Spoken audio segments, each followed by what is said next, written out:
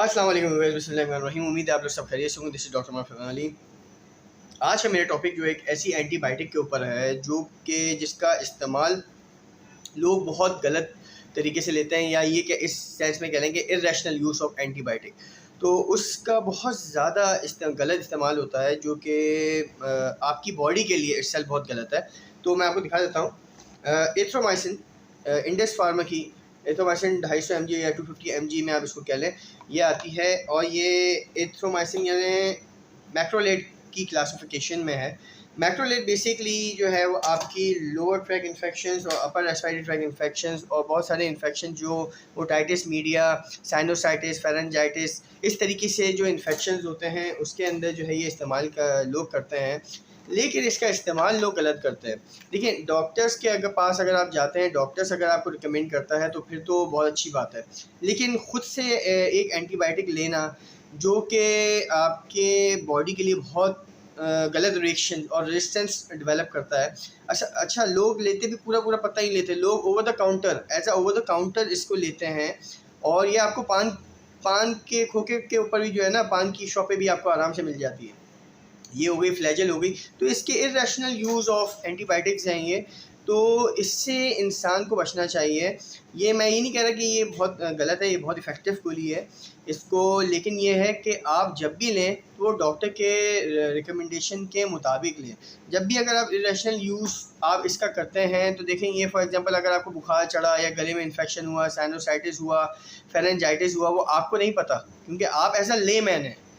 Doctors ने 5 साल की डिग्री करने के बाद या आप वो पढ़ता है, वो डायग्नोस करने के काबिल होते हैं। वो देखते हैं कि आप आइदर पेशेंट्स की एज क्या है, उसके एज के मुताबिक वो डोज़ वेरीफाई करते हैं कि इसको आइदर ये डोज़ देनी चाहिए, बड़े हो या छोटा हो। वो भी जो है वो 250 mg की जो है ये एथ्रोसिन खा रहा होता है। और ये भी नहीं कि पूरा पत्ता लें, 2-3 गोलियाँ कटिंग में मिल जाती हैं, वो खा लेते हैं, वो समझते हैं कि भाई इससे फ़ायदा हो गया। देखें, 2-3 गोलियाँ अगर आप खा भी लेते हैं तो 2-3 गोलियों से आपको ये तो फ़ील होता है कि आप सही हो रहे हो, लेकिन 100% 99% बीमारी आपकी नहीं जाती। आपने अगर फॉर एग्ज़ाम्पल एंटीबायोटिक स्टार्ट करी भी है without any consultation of doctor, तो उसकी एटलीस्ट थेरेपी तो आप पूरी करें। सुबह शाम आप अगर लेते हैं तो आप पूरे 3, 5 या 7 दिन का जो पूरा कोर्स होता है वो करें। लेकिन मैं फिर कहता हूँ कि आप इर्रेशनल यूज़ ऑफ एंटीबायोटिक्स को खुद से एंटीबायोटिक लेने के जो है ना वो काबिल नहीं हो। इस तरीके से जो है आप इस तरह लेते रहेंगे तो एक टाइम आता है, एक डेवलपमेंट ऐसी आती है बॉडी में कि बॉडी रेजिस्टेंस कॉज कर देती है। और फॉर एग्ज़ाम्पल जब कभी अगर डॉक्टर आपको ये एंटीबायोटिक्स जो है वो रिकमेंड करते हैं तो उस वक्त आपको जो है कोई भी फ़ायदा नहीं होगा। तो फिर उससे होता क्या है, फिर हम लोग को हायर डोज पे जाना पड़ता है।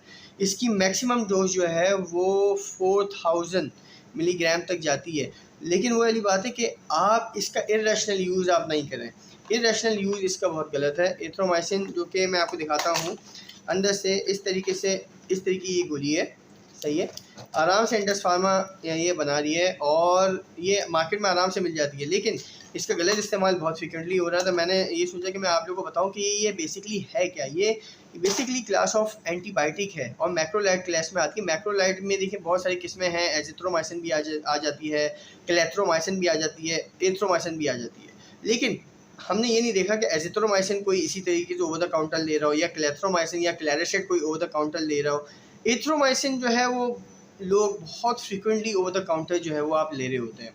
तो खुदारा इसका गलत इस्तेमाल से आप बचें, खुद भी बचें, अपने प्यारों को भी बचाएं। और इर्रेशनल यूज़ ऑफ एंटीबायोटिक्स से ना आप अवॉइड करें। और देखें, आप जो है ना हर्बल की तरफ जाएं। हर्बल की तरफ जो है वो देखें, आप अदरक यूज़ करें, शहद खाएं, उसमें काली मिर्च डालें। तो ये आप अगर सुबह शाम खाते हैं तो आपको एंटीबायोटिक्स यूज़ करना नहीं पड़ेगी। साइनोसाइटिस है या फेरेंजाइटिस है या टॉन्सिलाइटिस है, ओटाइटिस मीडिया की जो कंडीशंस हैं, आपको कान में दर्द हो रहा है, उसमें यूज़ तो होती है। लेकिन ये जो है अदरक हो गया, शहद हो गया, मुलेठी हो गई, ये सारी चीज़ें भी जो है ना ये आपको ऑटोमेटिकली जो है वो एज अ हर्बल, जो कि अल्लाह ने नेचुरली दी हुई है, इनके अंदर इंग्रेडिएंट्स हैं, ये आपको फ़ायदा देगी। और सिरप्स आते हैं, आपको देखें अक्सर आपने देखा होगा, आप सिरप ले लें। मेरी एक एडवाइस है कि आप सिरप लें जो कि कफिंग सिरप होता है, जैसे एसिफाइल है, हाइड्रोलिन है। आप उसको पीते भी हैं सही है, आपने पी लिया, आपने सुबह शाम उसको पिया, डिपेंड ऑन द एज के ऊपर डिपेंड करके। लेकिन एक फ़ायदा ये है कि आप उससे गरारे कर लें, आप उससे गार्गल्स कर लें। कफ सिरप से भी गार्गल्स बहुत इफ़ेक्टिव होता है आपके गले के लिए। जिस तरीके से आजकल बीमारी चल रही है, तो कफ सिरप से अगर आप गार्गल्स करते हैं सुबह शाम, अगर आप गार्गल्स करते हैं, पीते भी नहीं हैं, तो डेफिनेटली आपको 70 to 80% आपको रिजल्ट मिलेगा और बहुत फ़ायदा होता है। आप उसको पीते भी नहीं, आप उसको गार्गल्स कर लेते ना सिर्फ, आप उसके कुल्ली इसको कहते हैं, आप उसको जो है ना कुल्ली का वो हो गया, आप उसको गार्गल कर लेंगे तो गार्गल से भी बहुत इफेक्टिव होता है। आपके गले में सूदेसनेस पैदा होगी और बहुत अच्छा आपको फील करेगा, आपको एंटीबायोटिक की तरफ जाना ही नहीं पड़ेगा।